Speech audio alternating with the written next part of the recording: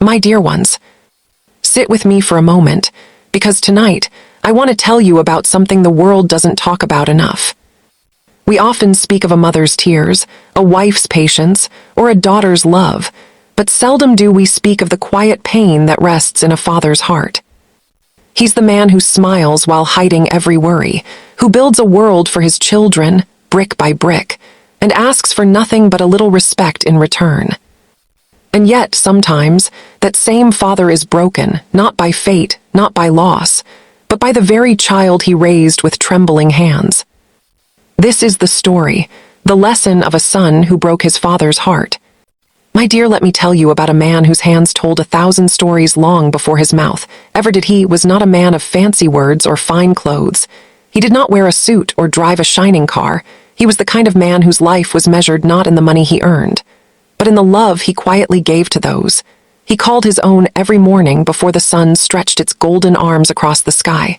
He was already awake, his boots scuffed, and ready, his heart steady, with a purpose that never faded. He would sit at the edge of his old wooden bed, tie the same worn laces, and whisper a small prayer under his breath, not asking for much, just enough strength to keep his family safe for one more day.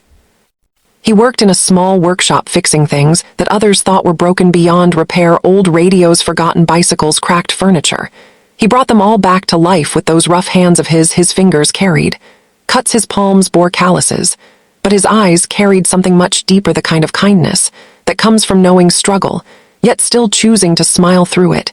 He was a man who could fix everything, except the distance that was beginning to grow between him and his only son. That boy was his pride, his joy, his reason for everything. The day he was born, the man had held him close and whispered, "You will have everything I never did." He made that promise silently to himself, and it became the song that played in his heart every single day. He wanted to build a better life for the boy, not of gold or luxury, but of dignity and comfort. He wanted his son to walk into a room and never feel small, to speak and be heard, to dream and never feel limited. So he worked through heat and rain, through sickness and fatigue. He worked when his hands trembled and his knees ached. He worked because love does not rest when there is a mouth to feed or a dream to chase. He skipped meals to save a few dollars for his boys' school books. He wore the same coat for 5 winters because his son wanted a new jacket. He smiled when he wanted to cry. He said, "I am fine," when he was not, because that is what fathers do. They build mountains out of pain so their children can walk on level ground. Every night when he returned home, his shirt drenched in sweat, his face dusted with the day's labor, he would peek into his son's room. The boy would be asleep, books scattered across the bed, a small lamp flickering beside him. The father would stand there for a moment, letting the peace of that sight fill him completely. That was his reward. That was his peace, to know that his boy was safe, that his sacrifices had meaning. Sometimes he would brush a hand across the boy's hair, careful not to wake him, and whisper softly, "I am proud of you, my son." As the years passed, the boy grew taller, smarter, louder. He began to dream bigger than the small town that raised him. The father could see the stars in his eyes. And though it scared him, he was proud too. He told everyone who would listen, "My boy will make something of himself one day. You just wait and see." And oh, how he meant it. He never once envied his son's ambitions. He only wished to stand quietly in the background, clapping the loudest, even if no one noticed him. But life has a cruel way of twisting love into longing. The more the boy grew, the less he seemed to see the father who had made him everything he was. The old clothes embarrassed him, the rough hands, the old truck, the simple way of speaking. He started to believe the world belonged only to the polished, and the proud. The father tried to keep up, but how could he? A man who spoke with silence cannot compete with a world that shouts. The boy began to drift away, slowly at first, then completely. The father would still wake before dawn out of habit, but now the mornings felt heavier. The silence in the house began to echo. The chair across the table stayed empty. The laughter that once filled the small home had turned into memories. He still packed 2 lunches out of habit, still poured 2 cups of tea, one for him, one for his son, even though he knew the boy would not be coming home that day or the next.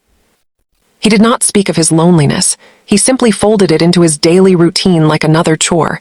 He went to work, smiled at customers, fixed their broken things, and said, "Have a good day." Then he would come home and sit by the window where his son used to study.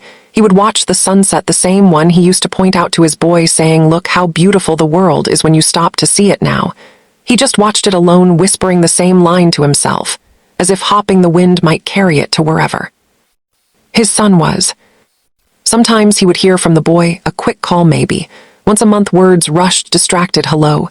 Dad, how are you? I am busy. I will visit soon. The father would smile into the phone, pretending. That was enough. He would say, take care, son. I am proud of you as always. And after hanging up, he would sit for a long time staring at the wall. The house felt too big for one man. But he never complained, because fathers rarely do. They carry their sadness quietly the way they carry their faith, with patience and dignity. There were moments when the father wanted to tell his son how much he missed him, how proud he was even of the smallest things. But pride and love are heavy things to balance. He didn't want to sound needy. He didn't want his son to worry, so he said nothing, and said everything through his silence. One evening, as he sat outside his workshop, the sun melting behind the trees, a neighbor walked by and said, you must be so proud of your boy. He's made it big in the city now. How the old man smiled, that same gentle smile, and nodded, yes, yes, I am very proud of him then. When the neighbor left, he looked down at his hands, those same tired hands, and whispered softly, I hope he knows. You see, my dear, that is the kind of love that fathers give, the kind that expects nothing in return, the kind that sacrifices without ever asking for thanks. The world does not notice men like him, men who quietly build the dreams of others, men who turn their own pain into someone else's comfort, men who are never celebrated, but always remembered when it is too late. That man's story is not unique. It is the story of many fathers who loved without conditions, who gave until there was nothing left to give, and who watched their children walk away without realizing they were stepping over the very foundation that held them up. He never stopped loving his son. He never stopped hoping that one day the boy would understand that every bruise on his hands, every sleepless night, every quiet tear was not weakness, it was love in its truest form.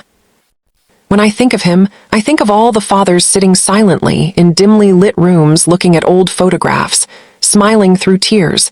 They never let fall, waiting for a knock that may never come. A son may break a father's heart without meaning to, but a father's love is a strange kind of miracle. It breaks and still keeps beating. So if you ever find yourself too busy, too proud, or too far away, remember this: somewhere there is a man who still thinks of you every morning when the sun rises and whispers the same simple prayer, God, keep my child safe, and let them know I love them still. My dear, when love begins to fade, it does not vanish all at once. It slips away slowly like the last light of evening, stretching thin, until it becomes memory. The father did not notice at first how far his boy had gone, because the heart refuses to see distance when it loves too deeply. The letters came less often, the calls became shorter, the laughter that once filled their home had been replaced by polite pauses and hurried goodbyes. But he told himself this is how life works. Children grow up and move on. He had done his part. Now it was time to stand back and watch his boy fly. The son had gone to the city, a place that smelled of ambition and noise, a world of bright lights and constant motion. He found friends who spoke quickly and dressed sharply, who laughed at jokes he did not always understand, but pretended to. The city was a different kind of teacher. It whispered that success was louder than kindness, that image mattered more than truth, that the past was something to leave behind and never look back on, and slowly the boy began to believe it. He began to feel ashamed of the things that once made him proud. He stopped mentioning his father's small workshop. When people asked what his family did, he started saying, my father runs a business, because somehow it sounded grander, more fitting for the life he wanted to build. He stopped visiting home as often, telling himself he was busy chasing dreams, but deep down he knew he was running from something, running from the mirror that showed him where he came from. The father, on the other hand, still kept everything the same old chair by the window, the same small frame of his boy on the wall, the same meal at the same hour every evening. When the phone rang, his heart would jump, hopping. It was his son. But it was usually a wrong number or a neighbor calling about work. Still, he kept the phone close, as if holding it tighter would somehow bring the voice he missed the most. Sometimes when he did hear from his son, it was all so quick, so practical. Hello, Dad. How are you? I'm fine. Yes, I'm doing well. Work is busy. Yes, maybe next month I'll come by. The father would listen to the rush of words, trying to find a moment to say, I miss you. But before he could, the call would end with the same line, take care, Dad, I'll talk soon.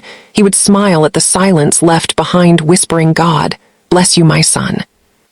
He tried not to let the loneliness show. He went to work each morning, talked to customers, fixed broken radios and bicycles. He became an expert at mending other people's problems. While his own heart quietly cracked a little more each day, the workshop smelled of oil and dust. But to him, it was the smell of purpose and memory. The sound of his tools became his companion in the long hours that stretched between sunrise and sunset. One afternoon, as he polished a small wooden clock, an old friend stopped by. They spoke about the weather, the harvest, the neighbors. Then the friend asked, "So how's your boy these days?" The father smiled, as always. "Oh, he's doing very well. He's busy in the city. You know how life is." The friend nodded and left. But when the door closed, the smile faded, and the man sat there for a long time staring at the clock in his hands, its steady ticking echoing the emptiness in his chest. At night, he would sit by the window again, the same spot, where he used to wait for his boy to come home from school. He would look out at the quiet street, remembering the sound of small footsteps, running toward him, a backpack swinging side to side, and a voice calling out, "Pa, I'm home." He could almost hear it, sometimes carried by the wind or maybe by memory. He would whisper back, "Welcome home, my boy," though he knew there was no one there to hear it. Meanwhile, the son was learning how cruel the world could be. He was doing well on paper. He had a job, a small apartment, some new friends. But none of it felt like peace. He would lie awake at night, sometimes scrolling through old photos, his father's smiling face staring back at him, with the same warmth that now felt so distant. He wanted to call. But pride is a heavy stone. Once it settles on the heart, it takes courage to lift it. He told himself. He would visit soon, just one more week, one more project. Then he would go home, but weeks became months and months became years, and by then home felt like a place too far to return to easily. On his father's birthday, he almost called. He picked up the phone, dialed the number, and then paused. He imagined his father's voice, soft, steady, filled with love that asked for nothing. He suddenly felt the weight of all the missed calls, all the broken promises, all the silence he had allowed to grow between them. He pressed end before the call could connect. He told himself he'd call tomorrow, but tomorrow has a way of turning into someday and someday into never. Back in that small town, the father sat alone by a cake he had bought for himself, not to celebrate, but to remember. He lit one small candle, closed his eyes, and whispered, "Thank you, God, for one more year. Thank you for my boy, wherever he is." Then he blew out the candle and smiled through the tears that he did not let fall. You see, my dear, distance is not always measured in miles. Sometimes it lives in silence, in the words we do not say, in the visits we keep postponing. It begins small, almost invisible, until one day it becomes a wall between hearts too afraid to reach across. The father tried to keep hope alive like an old lantern, flickering in the dark. He believed that one day his boy would walk through that door again, with the same smile he once had as a child. There were days he would fix something in his workshop and think, "My boy would like this." He would set it aside, a small clock, a carved wooden box, a repaired radio, planning to give it to his son. When he returned, he kept them all neatly wrapped, waiting year after year as the dust quietly gathered. And yet, even as the years slipped by, he never spoke ill of his son. When neighbors whispered that the boy had forgotten his roots, the father would shake his head and say, "No, no, he's just busy. He's doing what I always wanted him to do, living his dream." And in that sentence, you could hear both pride and pain woven together so tightly that even he could no longer tell them apart. The son, too, felt the pull of memory from time to time. Sometimes when he saw a man with tired hands fixing something on the street, he would stop and stare for a moment, reminded of his father. He would think, "I should call him today." But then life would rush in again, meetings, deadlines, traffic messages, all the small excuses that pile up until they feel like reasons. He did not realize that every missed moment was another thread cut from the bond that once held them so strong. And so the distance grew, not through anger, but through absence, through the quiet, slow forgetting that happens when we let life take more from us than it gives. The father grew older, his hair turned white, his steps slower. Yet his love remained constant, unwavering, like a lighthouse, shining for a ship that never returns. He still talked to his son, sometimes out loud, as he worked in his shop. "Hey, son, look at this one. I fixed it just like you used to help me. Remember how you'd hand me the nails one by one?" And laugh when I dropped them. He would chuckle softly to himself and say, "You were always quicker than me." Then he'd go quiet for a long time, lost between memory and longing. You see, my dear, love does not die when it is ignored. It waits patiently in the corners of time. It waits in the sound of an old clock, ticking in an empty room in the scent of sawdust, in a workshop in the quiet hum of the world at sunset, waiting for a voice that will not come.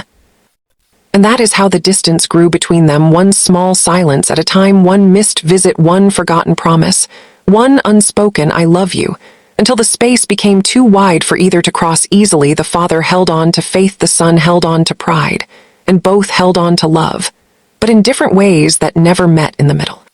Sometimes love's greatest test is not in how much we give, but in how long we can wait, hoping that one day the door will open and the voice we miss will finally say, "I'm home." My dear, there always comes a moment when love meets its limit, not because it stops caring, but because it finally feels the weight of being unseen. The father never thought that day would come. He believed that patience and love could hold anything together, even silence, even distance. But the heart, my dear, has a way of cracking quietly long before it breaks completely. It started with small things, a missed birthday, a forgotten message, a promise that turned into an apology, the kind that says, "I wanted to come, but I couldn't, maybe next time," and next time never seemed to arrive. The father was not angry at first. He simply told himself that his boy was busy, that the world kept him running, and one day he would slow down and remember where home was. He told himself this every night as he looked at the photograph on the shelf, the one with both of them smiling on the boy's graduation day, the father wearing a shirt that didn't quite fit, a cheap tie, and a proud grin, the boy young and bright, his arm around his father, but his eyes already looking somewhere far away toward the life he wanted more than anything. Then came the day that truly tested the father's heart, a day that should have been filled with pride, but instead left a shadow that would never fade. The son had been invited to speak at a grand company event, an evening filled with people. He admired the kind of crowd that looked polished and perfect. He had worked for this moment for years. And when he stood on that stage, he was radiant, confident, charming, the kind of man he always dreamed of becoming. The father watched it live on a small television in his shop, his hands trembling not from age, but from emotion, his heart swelling with pride. He listened as the boy spoke about hard work, about chasing dreams, about never giving up. But when someone asked him about his family, about where he came from, the boy hesitated. He smiled a polite, rehearsed smile and said, "I come from a simple background. My parents passed away. When I was young, I built myself from nothing." And the crowd clapped for his courage. The father sat frozen, the sound of those words cutting deeper than any blade. He felt the air leave his chest. His hands went cold. He did not cry. Not yet. He just sat there, staring at the screen, the applause echoing in the small shop that suddenly felt too quiet, too empty. The clock on the wall kept ticking, and he could hear each second like a heartbeat, mocking him. His boy had erased him from his own story, as if he had never existed, as if the years of labor, the sleepless nights, the sacrifices, the love meant nothing. He turned off the television, slowly stood up, and walked outside. The night was still, the air heavy. He looked up at the stars and whispered a question no one could answer. When did I become a ghost to my own child? The next morning he went to work as usual, because what else could he do? He smiled at customers, fixed their broken things, nodded when people talked. But inside something had cracked. He did not speak of it to anyone. He did not even write to his son. He just carried that silence like an invisible wound that refused to heal. Weeks later, the son came home for a short visit. It had been over a year since his last one. He came in a new car, wearing a suit that smelled of city perfume and success. The neighbors gathered around to greet him, proud of the man he had become. The father smiled to his heart, both full and broken. He hugged his boy tightly, the scent of his son's cologne sharp and strange. He whispered, "Welcome home, my son." The boy smiled stiffly. "Thanks, Dad, just for a few days, business stuff." You know, the father nodded. He knew. He always knew. That night they sat together at the table, the same table where they had once shared laughter over simple meals. Now it felt formal, distant. The father served his son the food he used to love. The boy ate quietly, checking his phone between bites. The father asked gentle questions about his work, his life, his health. The boy answered with short, polite replies. It was as if two strangers were pretending to be family. After dinner, the father reached for something he had kept hidden, a small box wrapped in paper. He placed it on the table and said, "I made this for you, a clock for your new office. Maybe you'll like it." The boy unwrapped it. Inside was a handcrafted wooden clock, polished, carefully carved, with the words, "My time is yours." The boy looked at it, smiled faintly, and said, "Oh, Dad, you didn't have to make this. You know, I could just buy one." He didn't mean it cruelly, but the words landed heavy. The father smiled and said, "I know, son." But this one is made with love, the boy chuckled softly, and said, I guess I'll find a place for it somewhere. That night the father couldn't sleep. He sat in his chair, listening to the faint ticking of another clock, each sound a reminder of the time passing between them. He thought about all the moments he had missed, the birthdays, the letters, the calls that never came. He wondered if love meant holding on or finally letting go. He wanted to tell his son that it hurt, that it broke him to be forgotten. But he stayed silent, because fathers carry pain quietly. The next morning the boy prepared to leave early. His car, packed, his phone pressed to his ear, talking about meetings and schedules. The father stood by the gate watching him. The boy hung up, hugged him quickly, and said, Take care. Dad, I'll visit soon. The father nodded, said, God be with you, and watched as the car disappeared down the road, the dust rising behind it. He stood there long after the sound faded, whispering to himself, Safe travels, my boy, safe travels. That evening, a neighbor stopped by with a small parcel and said, I saw your son on the news again. You must be so proud. The father smiled and said, Yes, very proud, then closed the door and sat quietly holding the box, the son's gift, still on the table, untouched. He looked at it and whispered, I wonder if he'll ever open the one I made for him.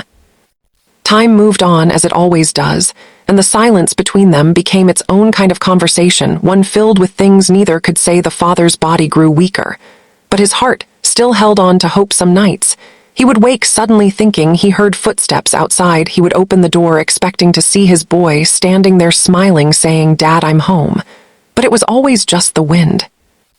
You see, my dear, the breaking of a father's heart is not always loud. It happens in the quiet, in the small moments, when love is not returned, when pride becomes heavier than affection, when distance turns into denial. That man never stopped loving his son. He simply learned to live with the ache of being forgotten. He still prayed every morning, still thanked God for his boy, still believed that somewhere deep down the son he raised was still there, beneath the success, beneath the pride. And the son, somewhere far away, felt the emptiness too, though he never admitted it. He would see the clock on his desk, sometimes the one his father made, but he had placed it in a corner where no one noticed it, yet every time it ticked, it reminded him of home, of a pair of hands that worked without rest for him, of a love too big to be erased by a single lie. He would stare at it some nights, whispering softly, I'm sorry, though no one could hear. That is how hearts break, my dear, not with anger, but with silence, not with shouting, but with the absence of words. Two people who loved each other too much to stop, but too proud to reach out. And in that space between love and pride, something precious was lost. My dear, time has a strange way of softening the edges of memory, yet deepening the ache of what is missing. The father learned this slowly, day by day, as the seasons turned, and the silence between him and his son stretched like an endless road. The workshop still smelled of oil and wood dust, but the sounds had changed. There was less laughter, fewer visits, more creaking of the old stool beneath his weight. He worked slower now, his hands stiffer, his eyes dimmer, yet his heart still full of the same quiet hope that tomorrow might bring a letter or a call that maybe today his son would remember. Each morning he walked to the post office, though he rarely had mail. He liked the sound of footsteps on the gravel, the way the sun warmed his shoulders, the small greetings from people who still asked about his boy. You must be proud, they would say. He's on television, he's successful, he's made it big. And the father would smile, that same practiced smile, and answer, yes, yes, I am proud, always proud. But when he came home, he would sit by the window and whisper to the empty chair beside him, I wish he knew how much I still miss him. The years passed like pages in a worn book, each day looking a little like the one before. The workshop grew quieter, the tools a little rustier, the town busier around him. People moving on while he stayed where he was, still fixing what others broke, still mending things no one thought could be repaired. Sometimes a young boy from the neighborhood would wander in to watch him work, and he would teach the child how to hold a hammer, how to tighten a screw, how to be patient. He saw a little of his own son in that child, and it brought both comfort and sorrow. He would say softly, take care of your parents, boy, they are your first home. And the child would nod, not really understanding. At night the father would light a small lamp, sit by his table, and read old letters his son had sent long ago, the paper yellowing at the edges, the ink fading, but the words still alive. Hello, Dad. How are you? I miss you. He traced the letters with his finger and smiled, remembering the boy who once wrote them. Then he would fold them carefully and put them back in the drawer, whispering, maybe tomorrow I'll get another one. Far away in the city, The son was living the life he had dreamed of: big office, bright lights, long hours. He had everything he thought he wanted, yet something inside him was restless. He would sit in meetings surrounded by people talking about profits and numbers. But sometimes their voices would fade, and he would see instead the image of his father sitting in that small workshop, the sound of a clock ticking, the smell of sawdust, the warmth of a simpler time. He would push the thought away, bury himself in work, tell himself that success required sacrifice. Yet at night, when the city went quiet, and he was alone, the silence felt heavy like guilt. One evening, as rain tapped against his window, he found the small wooden clock his father had given him years ago. It had been tucked away in a box, half forgotten. He lifted it gently, the wood still smooth, the carving still clear. "My time is yours," he whispered the words out loud. And for the first time in years, felt something break inside him. He realized that time had passed without mercy. He had built walls of pride and busyness between himself and the one person who loved him without question. He sat there for a long time, listening to the steady ticking, feeling each beat like a heartbeat he had ignored. Back in the small town, the father's body had grown frail, his steps slower, his hands trembling, yet he refused to stop working. He said it kept him alive. Some evenings he would sit outside watching the sunset and talk to himself, or maybe to the sun he still hoped would return. "Do you remember this view, boy?" he would say softly. "You used to sit here and ask me why the sky changes color. I told you it's because even the sky gets tired of being the same every day and wants to feel new again." He would smile at the memory, close his eyes, and whisper, "I wonder if you still look at the same sky." The neighbors looked after him as best they could, bringing him soup, checking on him now and then, but the house felt emptier with each passing year. He kept the son's room untouched, the bed neatly, made the books still on the shelf, as if waiting for the door to open. Someday he would dust the table, rearrange the pillows, talk to the silence, and say, "I'm keeping it ready just in case he comes home soon." Sometimes the son dreamed of that house, dreamed of walking through the door, hearing his father's laugh, feeling his embrace again. He would wake up sweating, heart pounding, and tell himself, "I'll visit next month." But next month always turned into next year, until even he lost count of how many birthdays he had missed.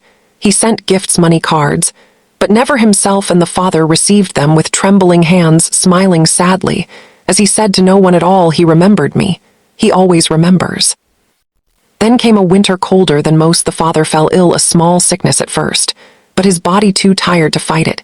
He stayed in bed by the window, still watching the sky, still waiting. One afternoon, he asked the neighbor to bring him the wooden box where he kept his letters, and small treasures inside was a photograph of his son from years ago.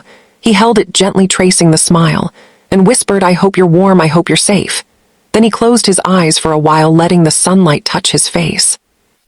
Far away, the son sat in his office, staring at the same clock his father had made. It had stopped ticking. He tapped it lightly, but it stayed still. He thought to himself, "I should get it fixed." And for some reason, those words felt like a message echoing from miles away. He suddenly felt the urge to call, to hear his father's voice, to tell him everything he never said. He picked up the phone, dialed the number, but it rang and rang unanswered. He told himself, maybe he's asleep, maybe tomorrow, and set the phone down, unaware that sometimes tomorrow never comes. Days later, the news reached him, a letter from a neighbor written in trembling handwriting. "Your father passed peacefully. He spoke your name before he slept." The son sat there frozen, unable to breathe, the city noise fading into nothing. He read the line again and again, as if understanding it could change it. His father passed peacefully. He spoke your name before he slept. He felt something inside him collapse. He realized that every tomorrow he had promised had stolen a piece of today that would never return. He went back to that small town, the same road, the same air, but everything felt different, quieter, heavier. He walked into the house that once felt too small, now feeling too empty. He touched the chair by the window, the tools in the workshop, the clock still hanging on the wall, ticking faintly again. As if it had started for him, he sat down, whispered, "I'm here. Did I came home? I'm sorry I took so long." And my dear, that is how silence speaks. It tells stories. Words cannot. It holds both love and regret in the same breath. Years of silence had passed between them, yet the love never left. It simply waited, patient and loyal, like the father himself. You see, when love is true, even time cannot erase it. It lingers in the corners of old rooms, in the ticking of forgotten clocks, in the way sunlight falls on an empty chair. It waits for forgiveness that comes too late and gives peace that comes quietly. A son stood in that quiet house, as as the light of late afternoon painted soft gold across the floor, every corner whispering pieces of a life he had left behind. He could hear the faint hum of the past in the creak of the floorboards, and the ticking of the clock that now seemed to beat in rhythm with his heart. He walked through each room, touching the worn edges of tables, the cracked frame of the photograph, the little marks on the door where his father had measured his height year after year. Everything spoke to him, everything forgave him without needing words. He moved slowly like a man afraid of waking a memory. And in a way, he was, because memories can be louder than any voice when they are filled with love and regret. He sat down on the old chair near the window, where his father had watched the sky for years, the same sky, now stretched wide and gray above the trees, and the wind carried that faint smell of pine and rain. He closed his eyes and felt the air move through the house, soft and sad like a sigh. And he said quietly, "I came home, Dad. I'm here now. I'm sorry. I thought I was chasing a future, but I was really running away from everything that made me who I am." He stayed like that for a long time, just breathing, just listening to the silence that had once felt heavy, but now felt almost holy, like the house itself was forgiving him. After the funeral, he didn't leave right away. People in town said he could stay as long as he liked, and he did, because leaving again felt impossible. He found peace in the small rituals his father once did. He woke early, made coffee in the same dented pot, walked to the post office. Even though there was no mail, he cleaned the workshop, while the tools swept the floor, and every small task felt like a prayer, like a way to talk to his father without speaking. He began to fix small things for the neighbors just as his father had a squeaky chair, a broken radio, a watch that wouldn't tick. He asked for nothing in return, only that they share a story about the man who had been his father, and each story became a thread, sewing together pieces of the man he had forgotten. One evening, a young boy came by carrying a broken toy truck. He said his mother told him the old man used to fix things here, and the son smiled and said he did, but he's gone now. "Still, I can try." He took the toy, sat at the workbench, and for a moment his hands trembled, then grew steady as he found the rhythm of the work, the way his father's hands once moved, strong and certain. When the toy came back to life, the boy grinned wide, and the son felt something open inside him, something warm and real, maybe for the first time in years. He said softly, "There you go, kid, remember to take care of it." And the boy said, "I will, thank you, mister." He watched him run off down the road and whispered, "You're welcome, Dad." The next day he went through old boxes, letters, photographs, pieces of a life, stitched together with love and patience. He found a note written in his father's uneven handwriting. It said, "My son, if you ever read this, I want you to know, I never wanted more than to see you happy. I was proud long before the world was proud, and I never stopped waiting for your knock on the door." He pressed the paper to his chest and cried quietly, the kind of tears that wash away years of silence, tears that come when the heart finally accepts that forgiveness was always waiting. He started talking to his father while he worked, just little things: "You'd laugh if you saw me now," or "I fixed the Miller boy's chair today," or "Remember how you said patience makes the work better?" And slowly those conversations filled the empty air until the house no longer felt lonely. It felt alive with memory. One afternoon, he went outside to the old tree by the fence, the one they used to sit under after long days, and he carved 2 initials side by side, a small, simple mark, but it felt like a promise. That love had never really gone anywhere. It had just been waiting here under this same sky. As weeks turned into months, he began to notice how life around him moved differently here. People took time to talk to each other. They remembered birthdays.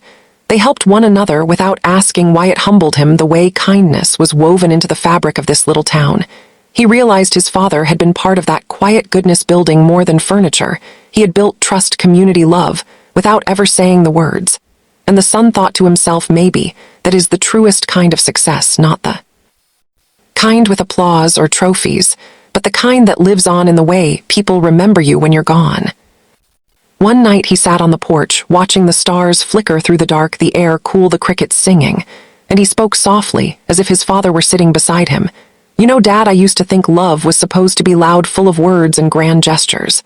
But you showed me it can be quiet, steady, the kind that fixes what's broken without anyone asking, the kind that waits and forgives and keeps the light on just in case someone finds their way home again." He looked at the horizon where the sky met the fields and smiled, feeling at peace in a way he never had before. The following morning, he decided to keep the workshop open, not as a business, but as a place for others to come and learn. He called it the time room, after the clock, His father had made he taught children how to sand wood, how to polish, how to repair. He told them stories about his father, each story, ending with the same words: he believed in fixing things, not throwing them away. One day, a small girl asked him, "Why do you do this if you don't need the money?" And he smiled and said, "Because some things you do just keep love alive." Letters started arriving from people who had moved away, but remembered his father. They shared memories of laughter, of kindness, of quiet wisdom. He kept each letter pinned to the wall until it looked like a tapestry of gratitude. He realized then that though his father's hands were gone, his touch still lived in everything he had repaired and everyone he had helped. Years passed, and the son grew older, his hair grayer, his hands rough again from work.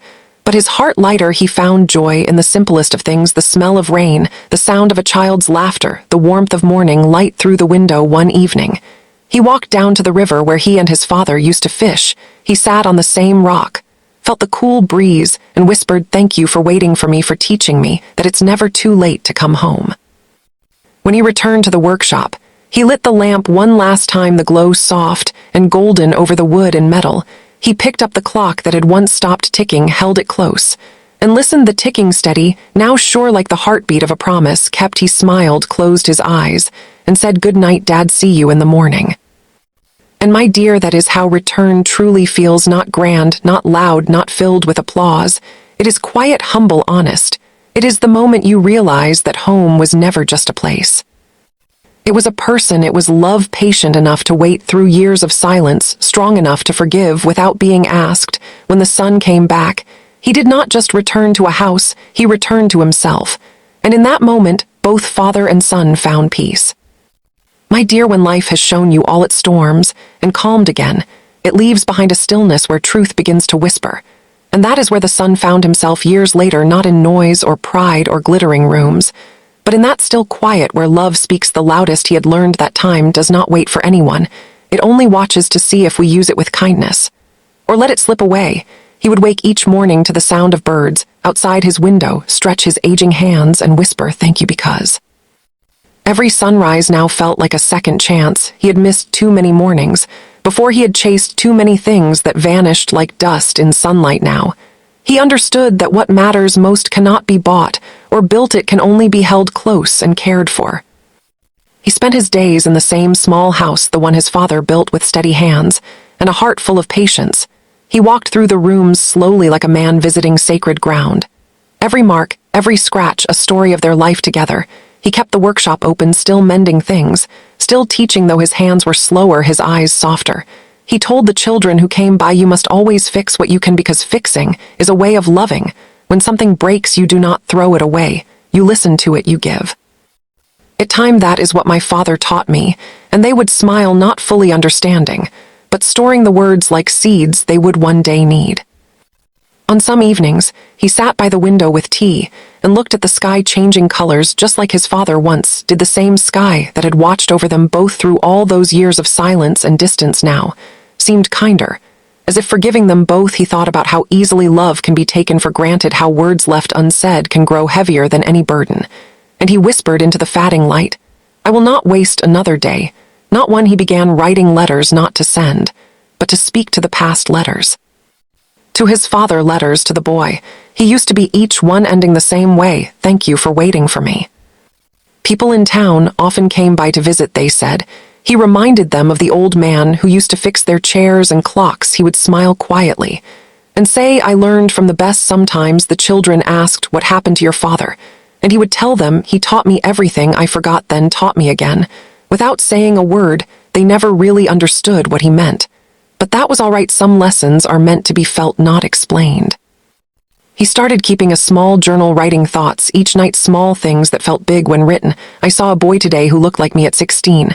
I fixed a clock that ticked like his. I heard laughter from the street. And it sounded like home." His words were simple but full of the kind of peace that only comes when a heart has forgiven itself. Sometimes he would close the book, smile, and say softly, "I hope you're proud, Dad." And somewhere in that quiet space between night and morning, he felt like his father was still there, nodding gently, as if to say, "I always was."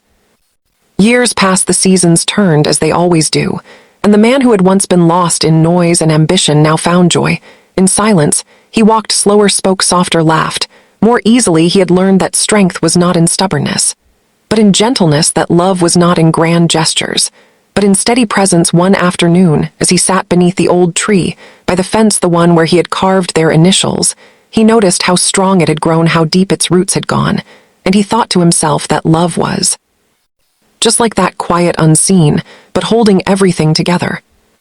The children who once came to learn were grown now. Some brought their own kids and said, "We still remember your stories, Mr. Harris. You told us never to throw away what's broken." He would chuckle and say, "Well, that goes for people too, my dear."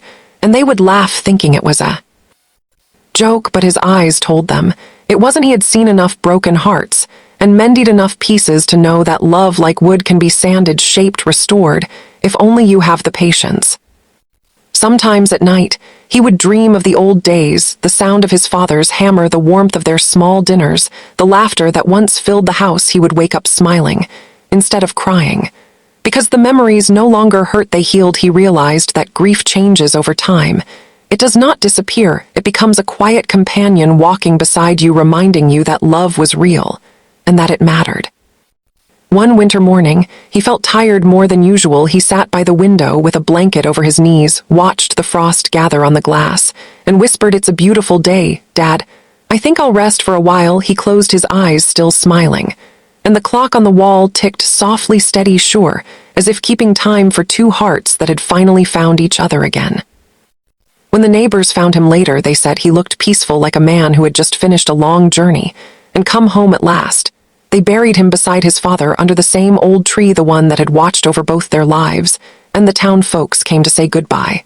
But they didn't cry for long, because they said he had already taught them how to keep love alive in every small kindness, in every mended thing, and in every story that began with once. There was a man who learned too late but loved just time.